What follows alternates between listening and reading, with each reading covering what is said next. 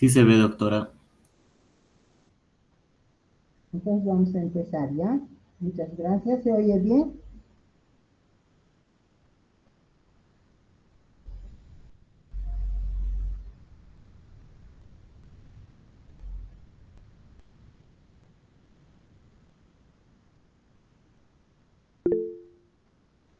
Ok. Bueno, eh, vamos a ver rápidamente. Esto no está muy extenso en el libro, pero vamos a dar lo más importante de este capítulo que está relacionado con virus que tienen la capacidad de infectar a las bacterias. Estos virus que infectan a las bacterias se conocen con el nombre de bacteriófagos. Por tanto, estos tendrían que estar catalogados como parásitos intracelulares, pero la célula en este caso es la bacteria, no es la célula humana. Y estos virus que infectan bacterias tienen la característica de que eh, tienen receptores solamente a nivel de la superficie bacteriana. O sea, esas proteínas de membrana externa, lipoproteínas y algunas otras estructuras que se encuentran en la pared celular de las bacterias, sean gram positivas, sean gram negativas, solamente van a permitir la adhesión de los virus a ellas. Esas estructuras, nosotros en nuestras células de la economía humana, llámense epiteliales, mucosas, cardíacas, musculares o cualquier tipo de células, no existen. De tal manera que estos virus son específicos de las bacterias. Les he puesto en la clase teórica clasificación de estos virus, la definición de estos virus, y la importancia es lo que yo quiero tal vez recalcar en estas cuantas diapositivas que les voy a ir pasando, ¿no? Eh,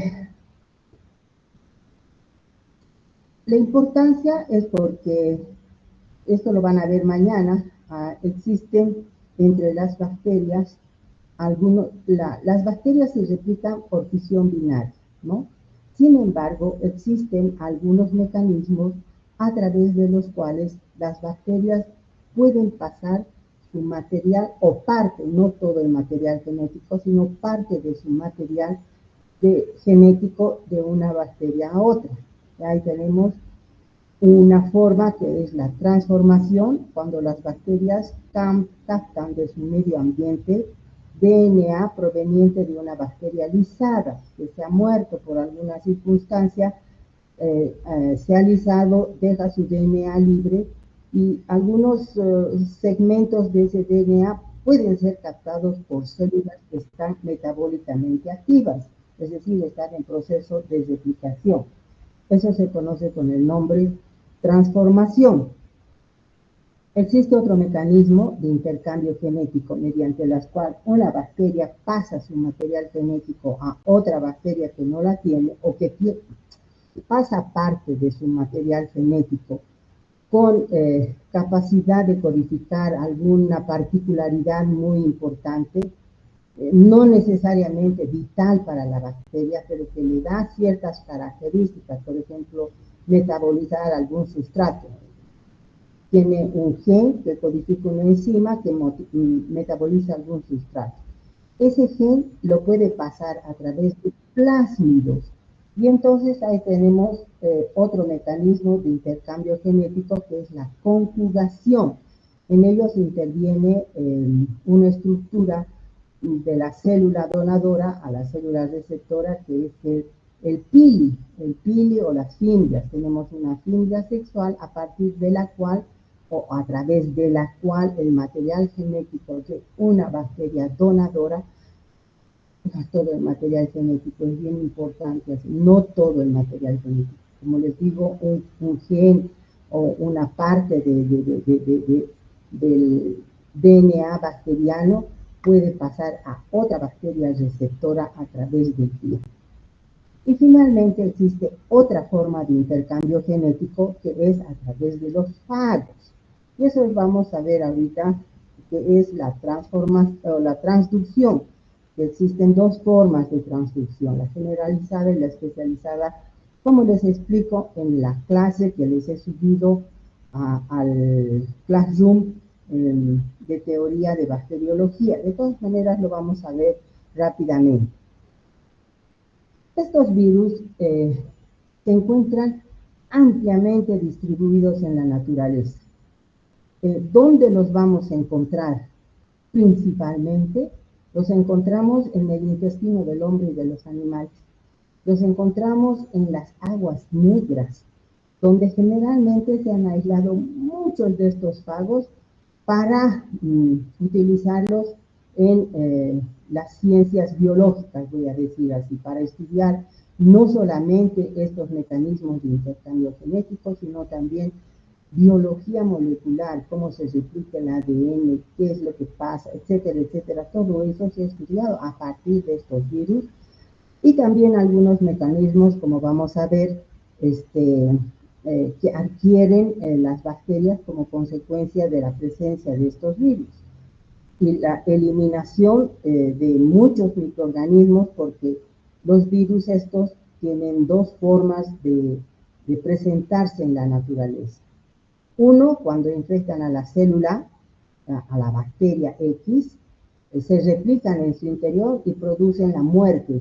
Y eso es muerte porque los virus se han reproducido de tal manera, producen ciertas enzimas que perforan, que rompen la pared celular de la bacteria y la lisan, y entonces esa bacteria lógicamente muere porque perdió toda su capacidad de replicarse y además su capa protectora, que es la pared celular. Y esos son los virus líticos. En cambio, existen otros virus que más bien se integran al cromosoma de la bacteria y se replican con la bacteria. Y entonces pueden las hijas de esas bacterias, o sea, la replicación de las bacterias va a dar lugar a células hijas. Esas células hijas van a recibir también esa información que está llevando el fago, el virus, de la célula madre a la célula hija, ¿no?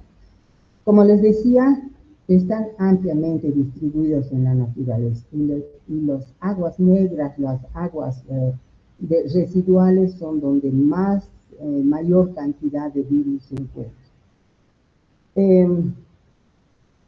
Hemos visto en la clase teórica que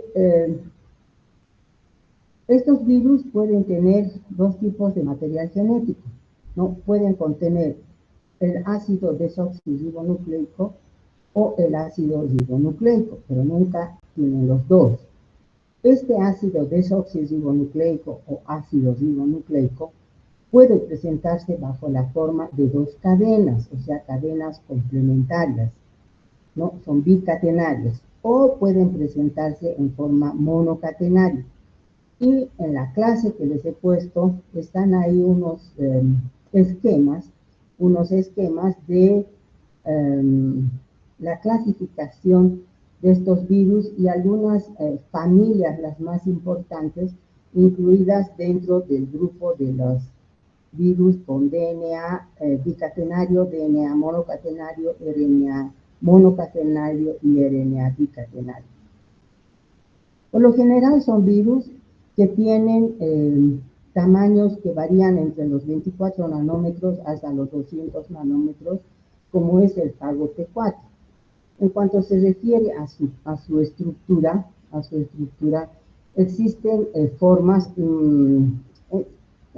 Su estructura está dada por una envoltura proteica, una cápside proteica, en cuyo interior se encuentra material genético. Aquí vamos a ver en esta diapositiva este es su material genético y esta es su envoltura proteica que se llama cápside. Ahora, esta estructura puede presentarse en forma icosaédrica, o sea, como una esferita, o en forma filamentosa, o en forma compleja, como es la que estoy mostrando aquí, que es la característica de este fago T4, que es un virus que tiene como genoma DNA bicatenario. ¿Y cuál es la forma compleja que también les describo en las diapositivas de la clase teórica? tiene una cabeza, tiene un cuello, tiene una vaina contráctil y tiene unas fimbrias o pelitos en la base que le sirven para la adhesión a receptores, proteínas que se encuentran en la superficie de las bacterias, ¿ya? A través de esto se fija y cuando el virus tiene que infectar a la bacteria, no entra todo aquello, sino que es lo que pasa, que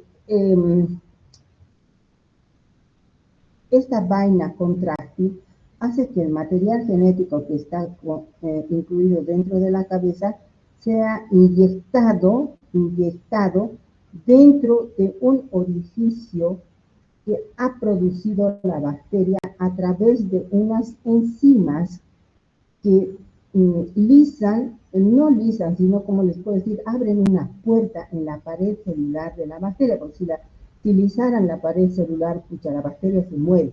No les interesa aquello, simplemente abren un pequeño espacio por donde va a ingresar su material genético dentro de la bacteria. Y una vez dentro de la bacteria, el virus empieza a comandar la replicación, su replicación y la replicación de la bacteria. Es decir, paraliza la replicación de la bacteria para utilizar todos los elementos que se encuentran dentro de esa célula en su beneficio, o sea, en su proceso de replicación. Una vez que se han replicado dentro del citoplasma en gran cantidad, pues ellos o se liberan por lisis, generalmente se liberan por lisis, produciendo en esta oportunidad otras enzimas. Estas sí van a degradar la pared celular de la bacteria, van a degradar la pared celular, van a abrir ya no una puerta, sino muchas puertas por donde van a salir los virus ya ensamblados, ya replicados dentro del citoplasma de la bacteria. Les he puesto algunos ejemplos aquí en esta parte para que no se quede tan teórica la clase que les he dado o que les he subido al caso. Dos fagos son bien importantes. El fago T4, que es un fago que tiene esta característica de tener ADN bicatenario, por eso se lo coloca dentro del grupo 1 de la clasificación de los virus.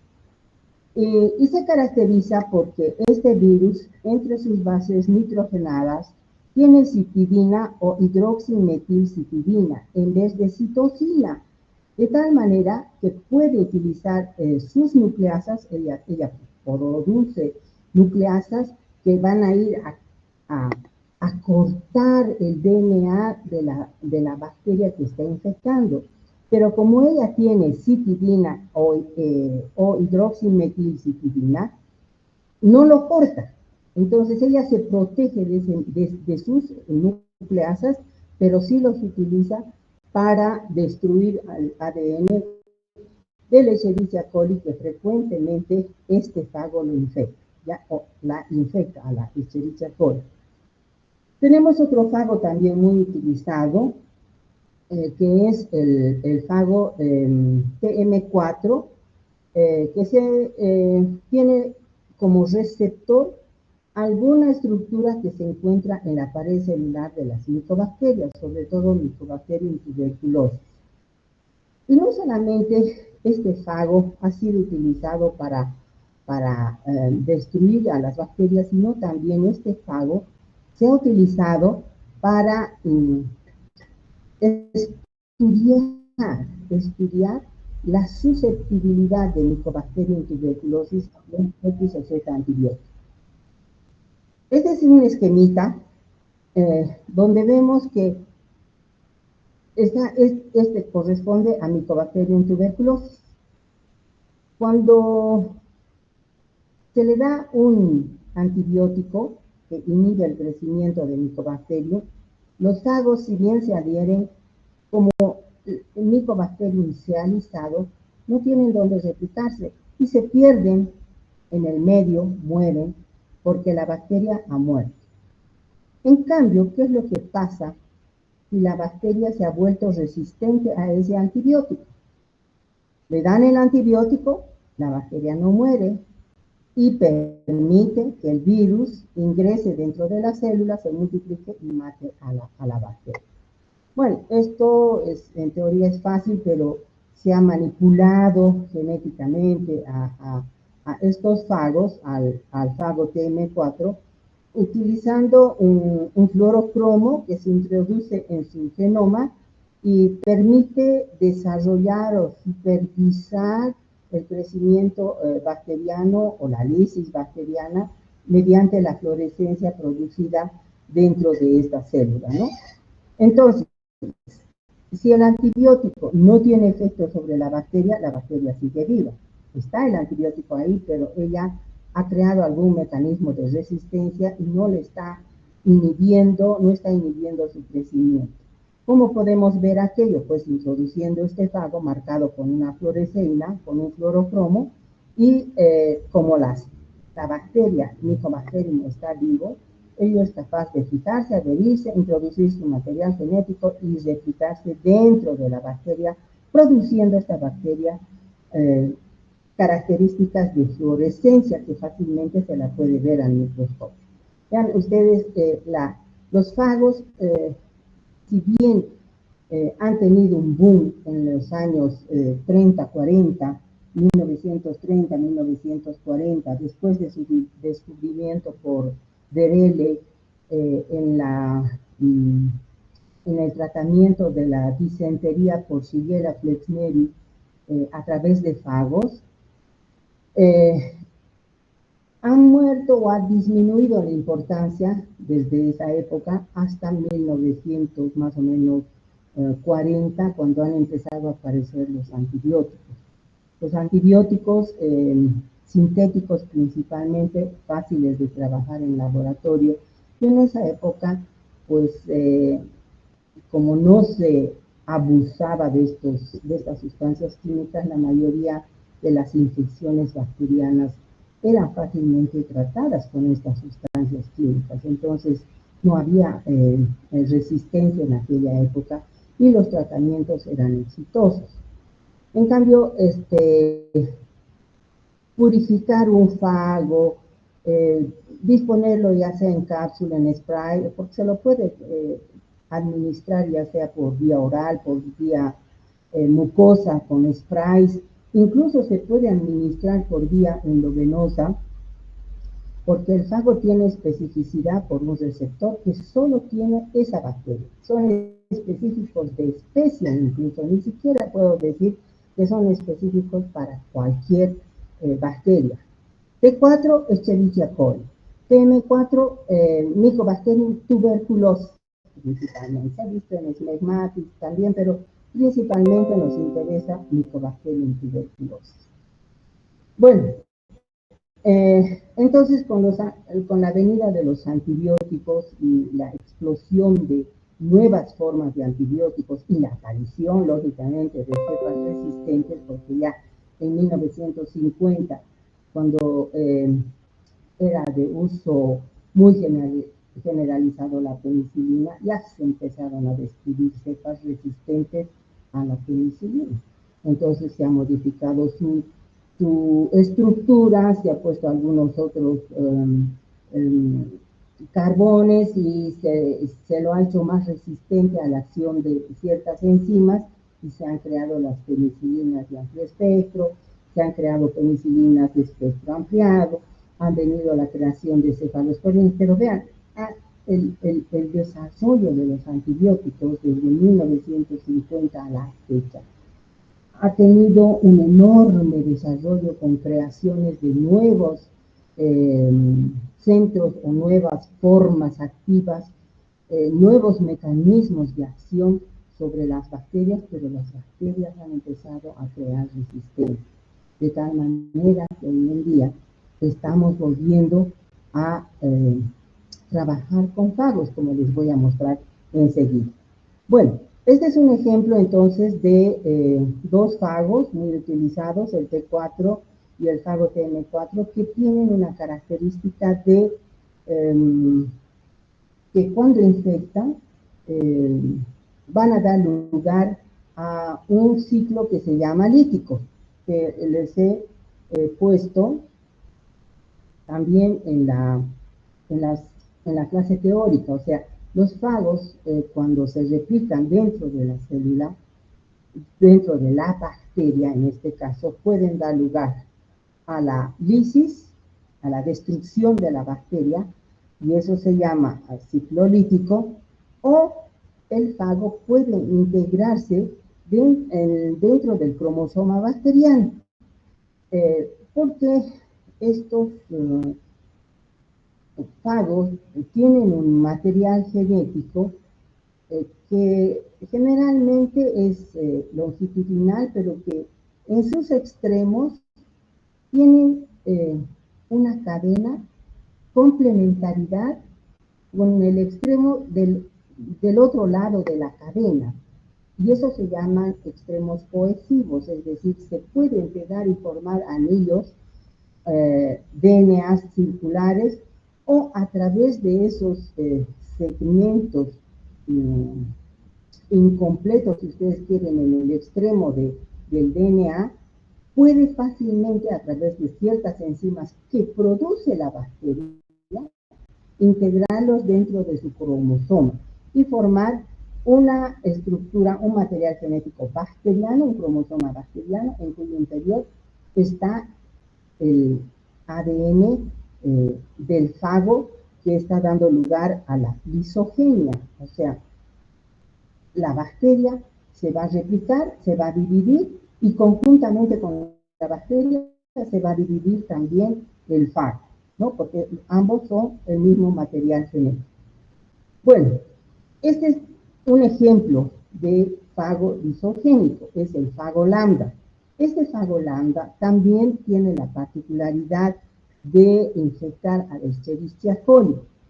Es diferente al T4 porque este fago puede formar parte del cromosoma de la Escherichia coli gracias a la presencia de enzimas que tiene Escherichia coli, y permite que esos extremos cohesivos, esos extremos incompletos del DNA, encajen bien dentro de algún segmento del cromosoma de la bacteria. Este virus insertado así dentro del cromosoma de la bacteria se conoce con el nombre de profago. Entonces la bacteria se vuelve portadora, y eso es lo que se llama lisogenia, portadora de un virus.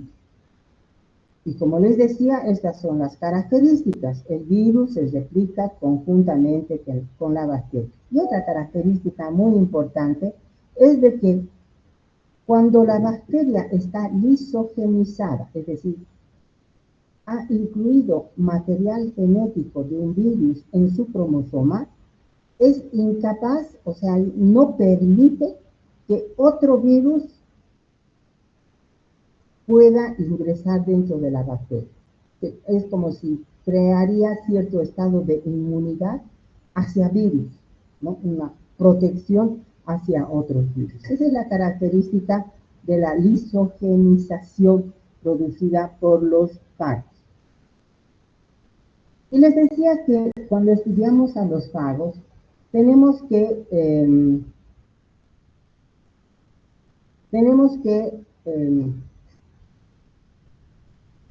captar o entender lo que es la transducción, es decir, la capacidad que tiene la bacteria de transmitir material genético de una bacteria donadora a una receptora.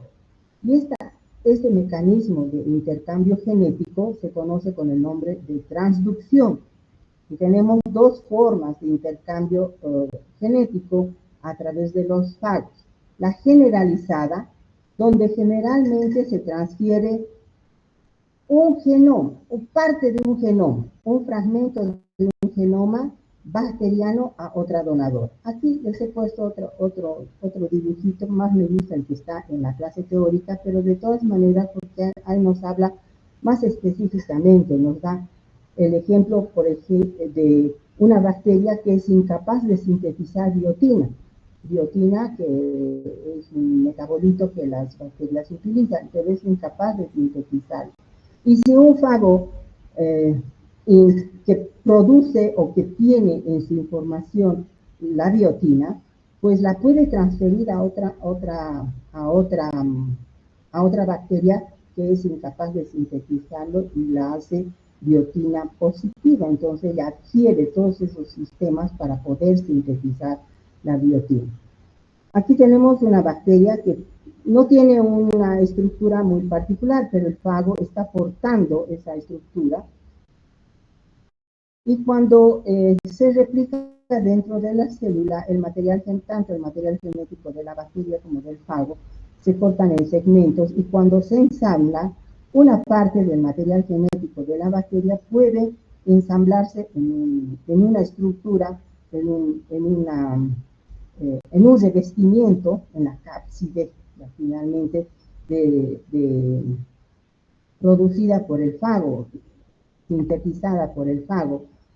Y este material genético introducido dentro de este fago, cuando la bacteria se lisa, esta rotita, va a salir y puede infectar una bacteria que carece de esa información genética, y pues le va a pasar esa información genética, y esta bacteria se va a adquirir ciertas características de esta otra bacteria que le está pasando a través del fago. Esta es la forma generalizada. A veces esta transferencia solamente se refiere a partes de un gen. Sin embargo, estas partes de un gen pueden darle a la nueva bacteria ciertas características que la va a hacer también diferente de las células que normalmente no tenían ese fallo, ¿no? Van a ser otras características, dándoles características particulares a la nueva célula, ¿ya? Ese es el mecanismo de transducción. Bueno, ¿cómo se pasa la hora?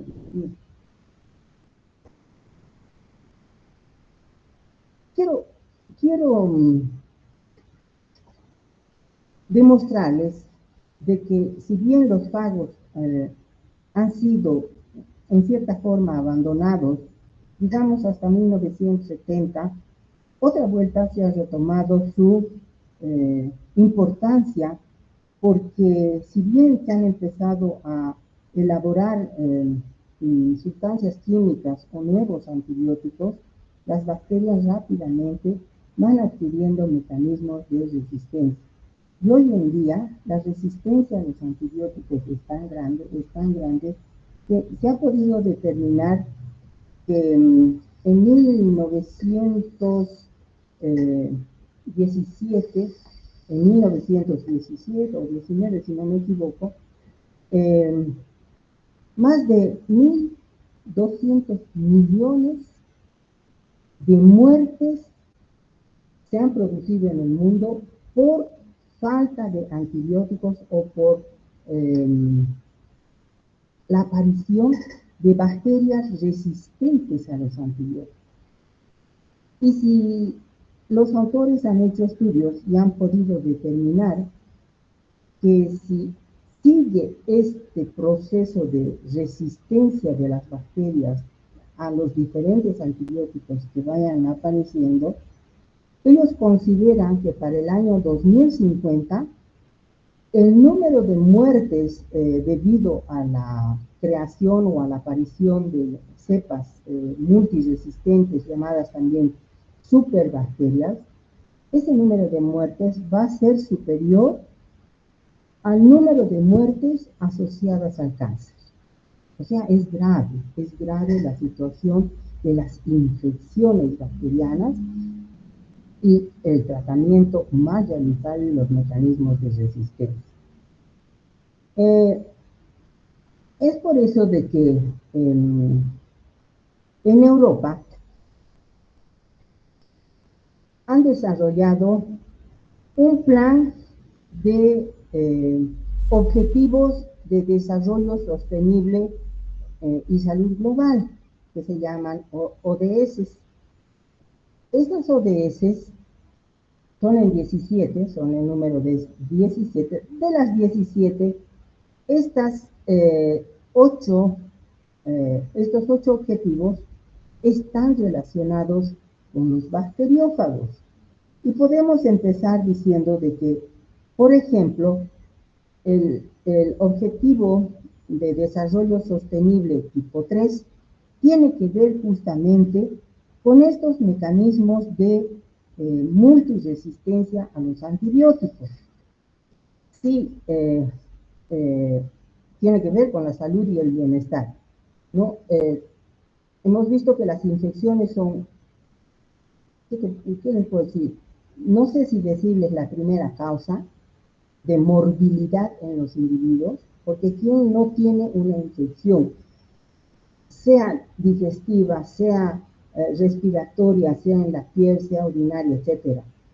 Y siempre vamos a recurrir a los antibióticos. Y ya les he dicho que cada vez están apareciendo más y más cepas que hace que la morbilidad, o sea, la enfermedad, no pueda desatarse. Y eso es enfermedad, eso es enfermedad. Pero si nosotros utilizamos a los fagos como mecanismos de inhibición de las bacterias o complementando al tratamiento antibiótico, vamos a elevar los porcentajes de salud y bienestar.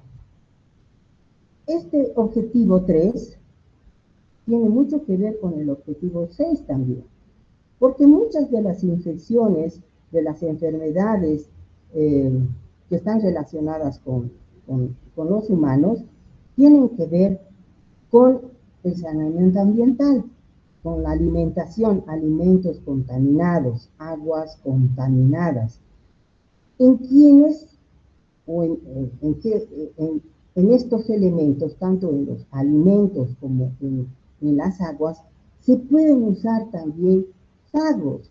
Y ellos van a permitir pues una desinfección, digamos así, del agua y de los alimentos. Y entonces, si tenemos aguas limpias y alimentos no contaminados, vamos a contribuir a lo que es la salud. Si vemos estos dos, el 3, el objetivo de desarrollo sostenible 3 y el objetivo de desarrollo sostenible 6, podemos ver que si no ha de haber enfermedad y no ha de haber causas de enfermedad, vamos a tener mejor alimentación y vamos a permitir desarrollar este objetivo número 2, donde la desnutrición, el hambre va a llegar a grado 0, ¿no? A grado 0.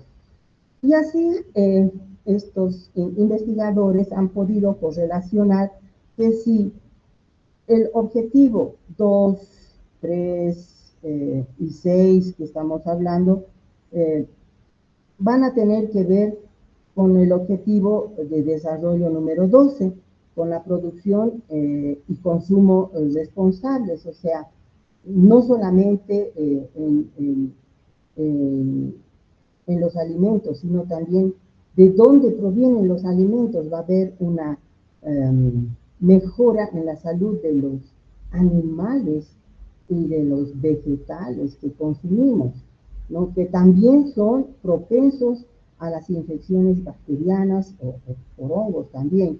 Y entonces, si vamos a tener libres de contaminación, vamos a tener alimentos mucho más saludables, mucho más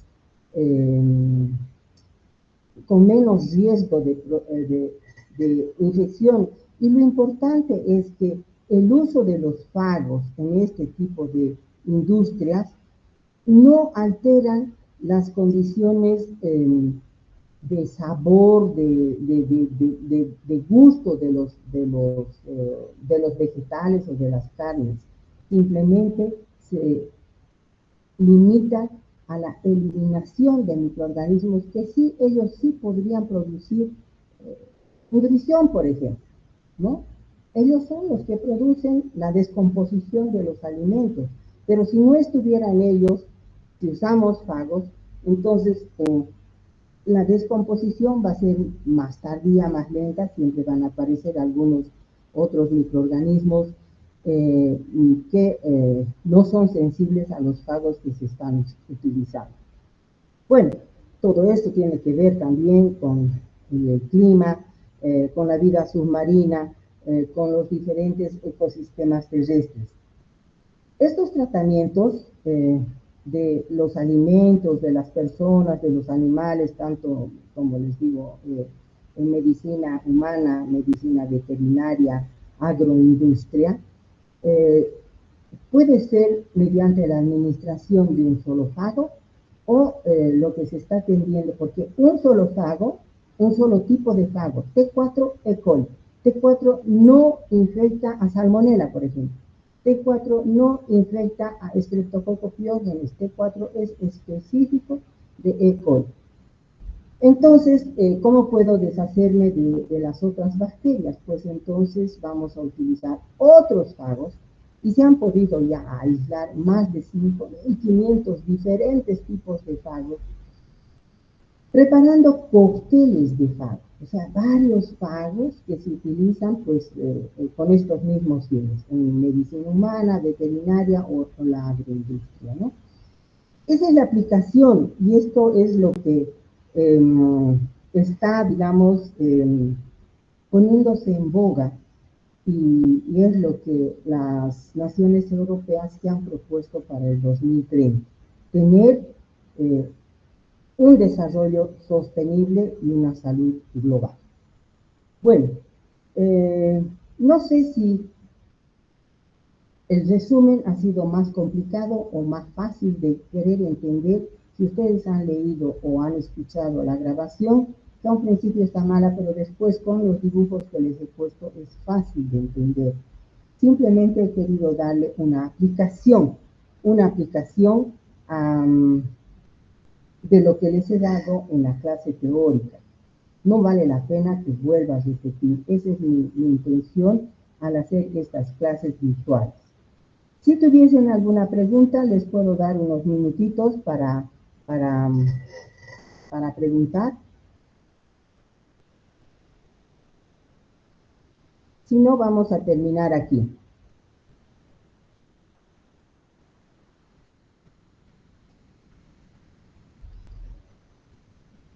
¿Habrá preguntitas?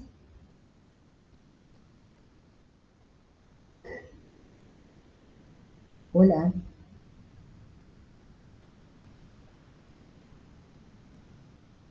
Creo que los he confundido más. Bueno, vamos a terminar aquí. Les recomiendo, por favor, revisen la clase teórica, que yo sé que tendría que haberles dado un poquito de bases genéticas, de la genética bacteriana, pero me es difícil en una hora avanzar aquello. Mañana ustedes con la doctora Santa Cruz van a ver con mucho más detalle y yo creo que ustedes van a poder entender mejor la clase que tienen en el Classroom. Con esto vamos a terminar. Muy buenas tardes, estudiantes. Que tengan una buena tarde. Hasta luego. Hasta luego, doctora. Doctora.